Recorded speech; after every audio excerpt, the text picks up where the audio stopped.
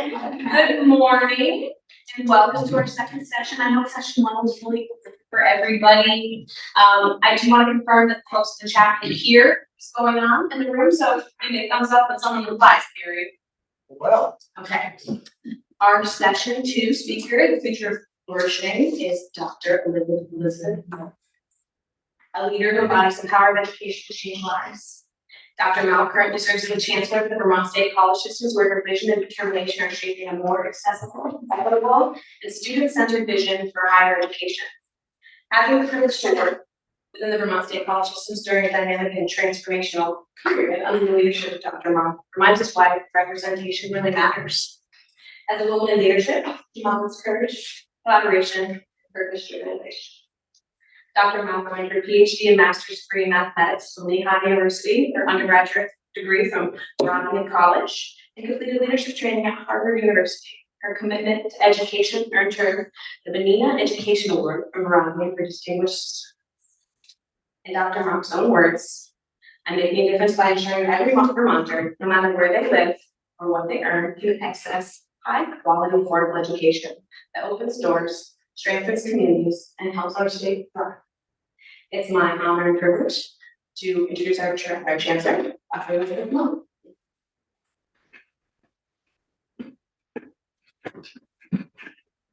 I was excited to see I had high school students in here as well. I actually started my career off, I thought I was going to be a high school math teacher, and I always tell everybody that in part I'm standing before you today because of the bad job market in 1993. So welcome to all of you, and I hope you are all thinking about your futures. When I saw the topic for today, I thought about what message would be important to convey to especially students, but everybody about my career and maybe besides the bad job market, how it was I got here to Vermont and into this position. A lot of folks come up to me and they say, wow, this must be a really difficult job. The Vermont State Colleges System and Vermont State University have had some challenges over the last couple of years. We really had to rethink how it is we are looking at higher education, and that comes with a lot of angst. What I can tell you is that this is actually the third institution I've served. I was at Bloomsburg University in Pennsylvania, which for many years, both as a math professor and then as an administrator. And we really looked at some of the same kinds of questions. And then I was at a small private college in Kansas, where we also struggled with the same questions. And for me, this all really does come down to ensuring that everybody has the opportunity to go to college. And you may be asking why do I think that's so important? Because certainly folks can contribute in a variety of ways, but what I can tell you is I usually think about myself and why it is I'm so passionate about this job. So I don't find this job challenging. What I find it is like a big puzzle of how is it that we are going to ensure that we're serving every Vermonter with access to high quality higher education. And when I do this, I always think of my mother. So I can tell you that for my whole life, going to college was just something I was going to do. Both of my parents assumed I was going to college, made sure I was in all of the right places. And then when I graduated college and told them I wanted to go to graduate school, they continued to support me. And the day that I graduated from Lehigh University, it was a lovely day in Bethlehem, Pennsylvania in May of 1999. And my mother, Lehigh's on the hill. And so my mother drove me up the hill to go and get in order. And she said to me, she said,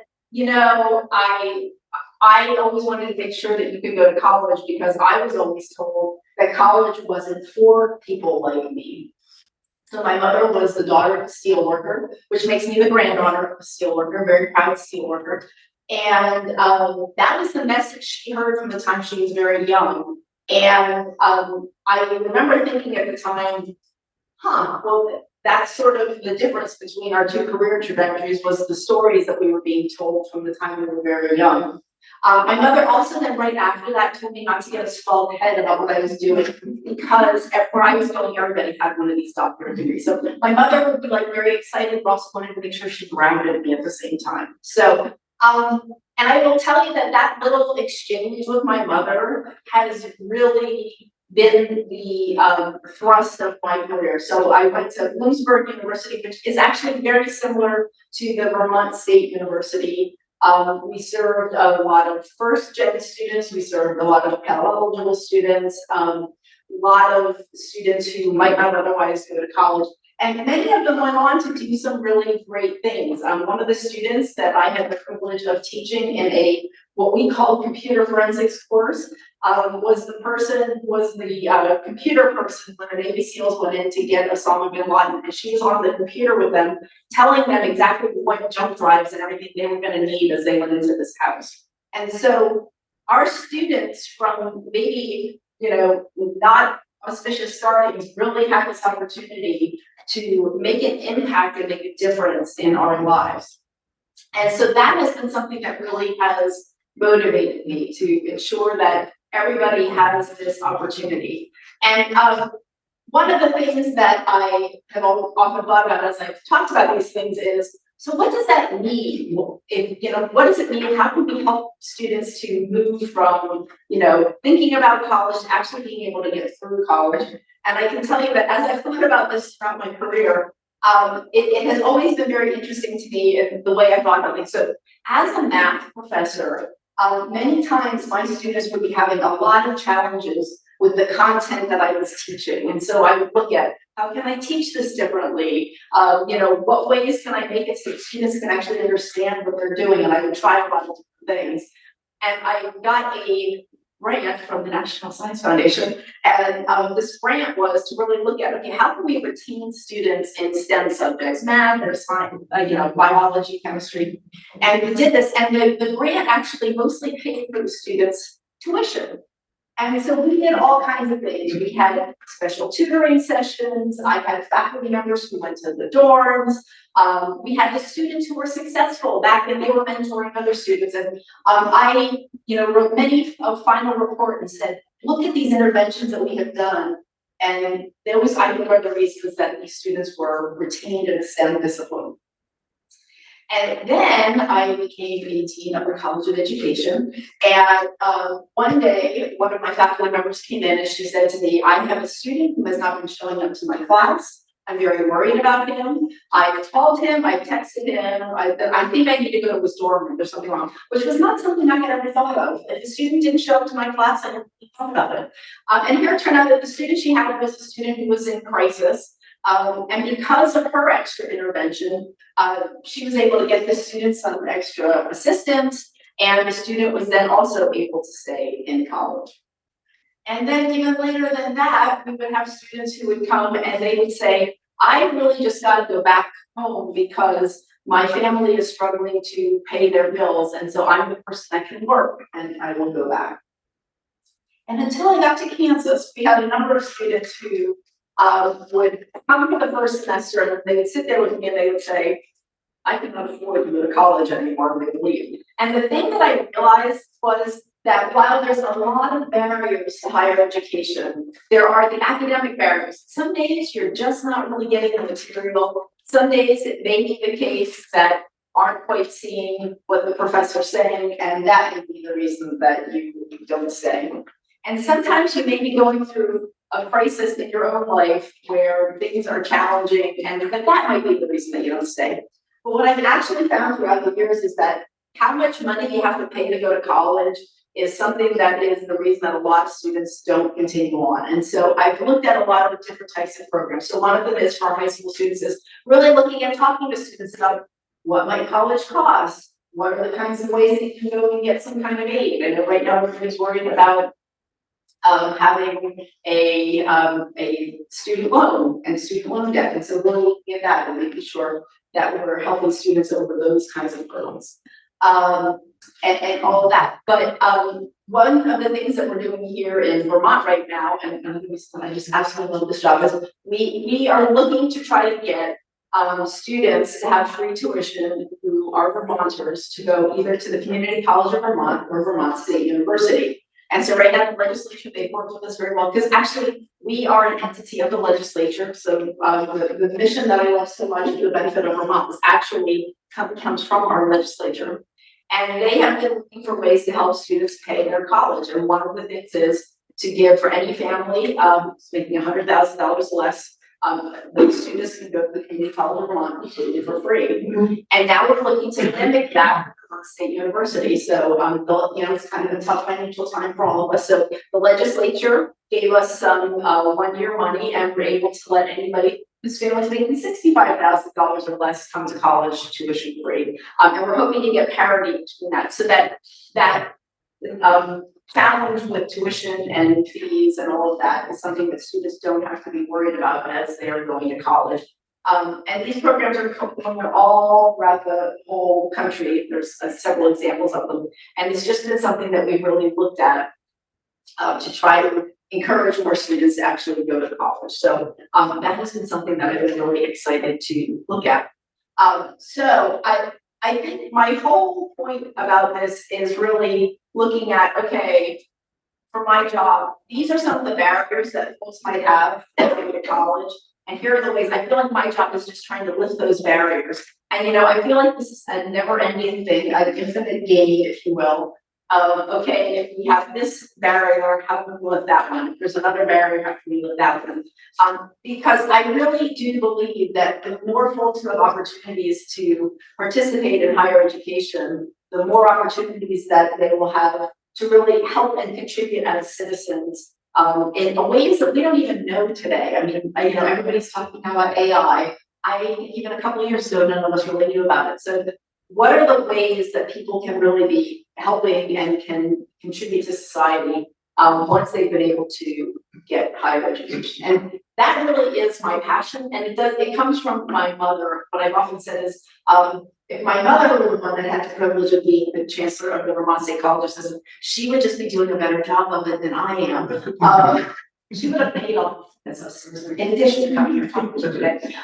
But really just I always am thinking about my mother and the barriers that she had to being able to pursue higher education, and thinking about what are just the ways that we can do that. And that is what makes this job for me. When we talk about flourishing, it's not really a job. Like, I wake up every day, sometimes very early, thinking about, okay, what are the ways that we can look to make sure that everybody can participate in higher education that wants to.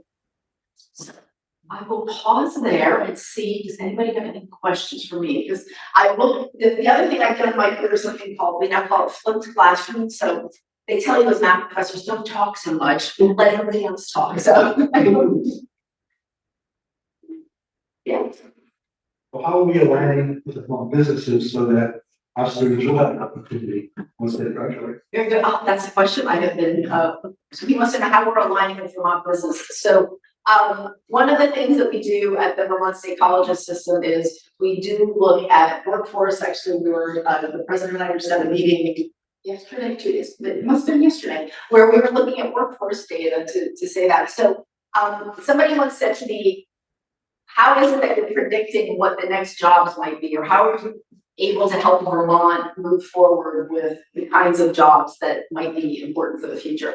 And a lot of that starts with data. So what is it that we're seeing that's a need out there? What is it that we're looking at for businesses? What do they need? And so it becomes this whole ecosystem that we're able to work with to see, okay, what are the needs today that we can meet? And then what are the needs in the future that we'll be able to get to? And so we're looking at things like apprenticeships. Actually, one of the things I'm looking at personally right now is teaching apprenticeships. So it's become more of a challenge for students to go through and do student teaching as they have. So what are ways that we can look at to do that? And then looking at really working with some other businesses. We've been talking more recently, even with Vermont Ski area, they're trying now to really innovate and do some things. So that's something that we've done a little bit of with Killington. What are the similarities and what are the differences for how we might be able to work together? So looking for that. And in Vermont, one of the challenges here, we have the scale. So we have lots of little businesses where they might be a little bit of this and a little bit of that. So looking for how it is we're able to do that with people.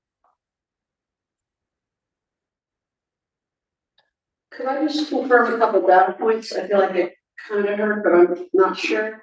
What I heard was right now it's existing that if high school students, families making less than 100 grand, they can go to community college system in Vermont for free. Is that correct? That is correct, yes. And that For you're- tuition, And that you're right, tuition, and that you're working on it, or that it exists under 65 for the 4-year system? it exists for this year, so we went through the legislature last year. It's called Freedom and Unity. It is a brand new program. Okay. And yes, right now, for any family making $65,000 or less, they can come again, not for room and board, but you know, we have a home program, so if you wanted to stay home, we thought that was a challenge for, funding. That yes, so students can do that, and I literally tomorrow am going to talk to the president pro tem of the Senate to talk about how that we will continue this program. So it may continue, it may not. I'm gonna give it my finish points.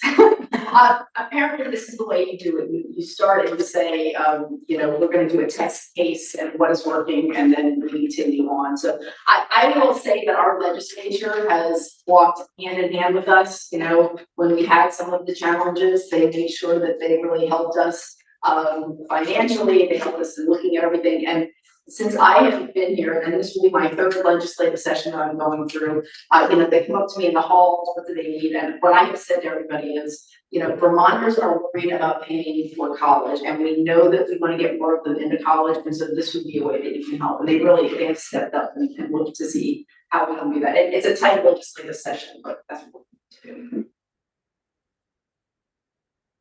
Yeah, I ask, out of all your accomplishments, what is something that you're the most proud of? Wow. You know, I would say maybe not necessarily an accomplishment. The thing I think that I have come to realize for me is that I have to learn from my mistakes as much as my successes. And you know what, that's kind of a hard thing to do. So it's probably been the hardest thing I've had to do. So you're standing now probably thinking, wow, she just went from this to this to this. And that is not true. I've had some really hard times in my career. Heck, I had some hard times when I was in grad school. And really looking at when you've made a mistake, owning up to it and learning from it and then moving forward. And one of the things I can tell you is that I think I have been able to be a better chancellor for this system because some of the mistakes I made earlier in my career, I really thought about how is it that I'm going to make modifications so that I make sure that that doesn't happen again. And really trying to think about, a lot of it is trying to think about how it is we're interacting with folks. You know, we're making some really difficult decisions right now in higher ed, and you know, having those interactions with people is really, really important, and really being able to listen to people.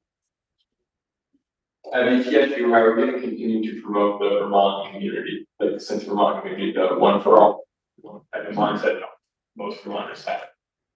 Oh, how say the question more? Sorry. So how I think yes, you are going to promote the one for all or one mindset that is the Vermont. You know, actually, it's one of the things that I'm most excited about Vermont, so the all for one and one for all. I would say that what I see every day are Vermonters doing that. So one of the reasons I'm the most excited to be here in Vermont is that there's not a room that I don't walk into just about every week where someone says, how can I help? What can I do for you? And all of that. So I feel like I am modeling it from the top one down, but really, as we're looking at a lot of the experiences that we're having students have an opportunity to participate in, I think we can start to show you what that is. I think we do have opportunities for growth, and one thing that we're noticing in the country as a whole, but even in Vermont, is that, you know, sometimes it's more difficult to do community service or maybe serve on a in a town, and so really looking at, okay, what are ways that we can ensure that we're showing that these things are important, because they really I am actually very excited about Vermont and our students' ability to really do that participation. I have another question. You mentioned pitfalls and failure, mistakes. Our biggest teachers, right? Our students at Vermont State Colleges System, they really struggle with uncertainty. Are they in the right place? Are they doing the right thing? Are their futures provided for? Is there a time in your career where you felt uncertain, maybe in your undergraduate or graduate career? And then that changed, where you found certainty, or you found the next step towards your current path? Yes. Yes, I've heard people, so I know the news right now, just to give you folks like some kind of, especially the students in this room, hope and faith that things will improve. So I told you that I'm standing in front of you today in part because of a bad job market in 1993. I thought I was going to be a math teacher. And then I went on to graduate school. But from about 1990 until it turned out when I graduated, I got into graduate school. Even when I went to graduate school, they were like, don't go to grad school. No jobs there. And I did that, but I often right now have thought about my husband a little bit. So my husband graduated in 1991. I met him when I was 19, so he graduated, was going to be a history teacher, and he actually didn't get a job for 2 years. He worked as a putt, we gathered all the golf balls at the golf course, in Michigan, and he did that. He had to go back home and live with his parents for a while. He continued to apply for jobs. He started to go to graduate school himself. And eventually a teaching job did open up for him. And I think the one thing I want to say to students nowadays is I do hear this, oh my gosh, this is terrible. Nobody's ever going to get a job. Just to know that you've been through cycles like this, and sometimes the job you wind up with is a little bit more interesting. For my own case, if you want to hear something interesting, so I was going to be a math major, and it was actually, I with my husband today, and said, maybe think about being a math teacher. And so I did, and then no jobs. And so then I went through Lehigh and did 6 years of straight math. I was studying real algebraic geometry, not imaginary numbers, just real numbers. That's the question I always get from it. And I got to Bloomsburg, and for 10 years, I taught as a math professor. And then one day, the president of the institution, I'd done it was like a dean's assistant kind of thing, just to see if I wanted to do administration. And so this president showed up in my office one day though, and he said, we have lost 5 administrators in 4 months. And I cannot find anybody to be the dean of the College of Education. We know you have this teaching certificate, which I had not used. And the college has lost their accreditation. So can you do this for us? So I, of course, loving a challenge, said yes. And it was funny to me that the president would always talk about the fact that I had this teaching certificate that I had been unable to use because there were no jobs then, to become the dean of the College of Education. And it's difficult to make that leap from being a faculty member to an administrator, because it really is just a totally different mindset and way of thinking about things. And the one thing that I have learned that is I loved being the dean of the College of Ed, because it really opened up my way of thinking about how we, I'm sorry, my husband also loves Volkswagen, so I'm seeing that up to get a picture. Just looking at all the opportunities, because one of the things that I really found when I became an administrator, people said, oh, you don't get to teach as much anymore. And I don't get to teach students quite as much, but this job actually is still all about educating everyone, to really think about how we're doing higher education. And so my heart still sings every day when I come to work and just think about how it is we can make all the moves that we're doing. So have faith. I know it's saying bad job market, it'll be fine. I had a question from my personal experience in Vermont industry. So I went to VTC, a few different companies in the Burlington area, engineering companies. And one of the things that I have encountered is that, companies in the Burlington area, I don't know so much about the rest of Vermont for industry, but the sticker value of schools in terms of, big names and whatnot. So what are you thinking of doing to help define BTSU and make our students more competitive in the job market, really show that we're, of great value and we can do just as well as any large. What was your major? Mechanical manufacturing. See, I would think they should be able to.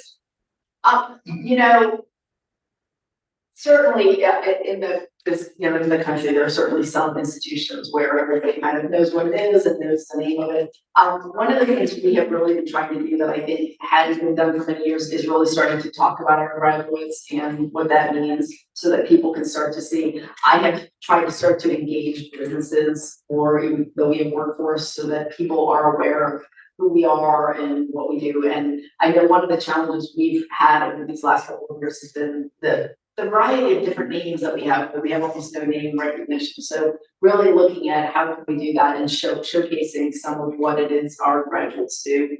In addition, when one of our graduates gets a position in a business, we oftentimes look to partner with them to say, okay, you've gotten this with your other students that you can work with to get them so that they're in a position where they can do business as well. The Vermont job landscape is more difficult. Like there's just not as, you don't have as many people and not as many jobs. So those are the things that we're trying to do that are very actively trying to show the audience what the degrees are. So now what do you do now? What do you do now? I'm a manufacturing engineer. Wes is one of our conference speakers. Feel free to listen. Oh, yeah. Good morning, I'm David Keefer with Vermont Adult Learning here in Rutland. So I deal with the students sort of before they get to you. Most of the folks that come through my door are non-traditional learners and come specifically to get a GED, the new adult diploma program that Vermont rolled out last year. Very few of you seem college bound, and I'd like to think about more ways that I could encourage them into the Vermont college system. Joyce Judy, who was just here, the session before. Dylan, Joyce, I think she introduced Dylan. And so Dylan actually was a good example. he was a great story. Yeah. And it was very inspiring one. I'd like to show up my. So, I would say, the Community College of Vermont is the place that I usually think of when we're talking about students who maybe are not necessarily in college for them. And they have a number of programs that they have put together for folks who might not be in college. But again, with it now being free for $100,000 or less, suddenly we're taking that barrier away from the students. But talking about this will be one of the examples that I was thinking of for our alums. We have a program that's called CPP. I don't know all the CPP.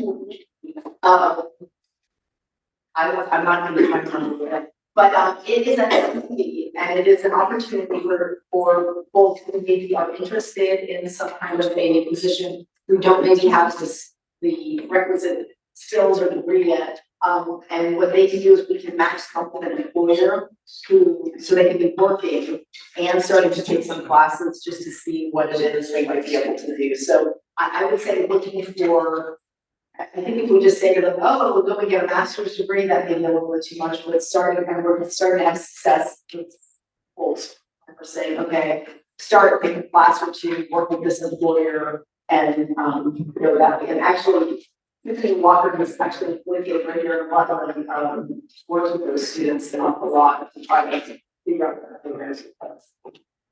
And I'm happy to get her in contact information. That'll be awesome. Thank you. We have time for one more question. In the quest for, the Vermont State College System mission to make sure that we keep access to higher education affordable and everything for all Vermonters, and then we're expanding that throughout the state, how does that kind of balance between Vermont State University and the Community College of Vermont? I feel like we hear a lot about programs and initiatives that are running through CCV all the time, and I'm just wondering if maybe there's an imbalance of energy and things like that between that and Vermont State University system. Well, I think the example we were just talking about is the answer. So CCV, I'm channeling Joyce Judy again. It really is the open end of the funnel. So folks who are not always necessarily thinking that colleges for them are the ones that are coming there. Or we have high school students who are thinking, okay, what is it that I can do? And so one of the things that we have really been working on, actually, I was just at retreat the last couple of days doing this, is really looking at, okay, if that's our open end of the funnel, if that's students that maybe haven't been thinking about college, what are those transfer pathways and what do they look like? And how can we start to create, the pathways so that they make sense for students that are coming to the CCV, so that we can get students to a point where they can get the kinds of jobs that they need to have, you know, a successful life and work career. So that's really what we're trying to do, is to work better with having the two institutions really work more closely with that. There will also always be students who want to go immediately into Vermont State University, and that's certainly something that we will continue to promote. But for those students who might not otherwise think that college is for them, CCV is one really great avenue that then Vermont State University can really benefit from. It's been one of the reasons that we wanted to do the expansion of what's 802 opportunity for CCV and for BTSU, because as I said, cost ends up being one of the biggest barriers coming into higher education. And we have heard from a number of CCV students, this was great, I was able to do this much, I really can't continue now because I don't have. I think that brings our session to a beautiful close. With that, so thank you for introducing my recommendations. Thank you so much. Thank you for your funding. Thank you.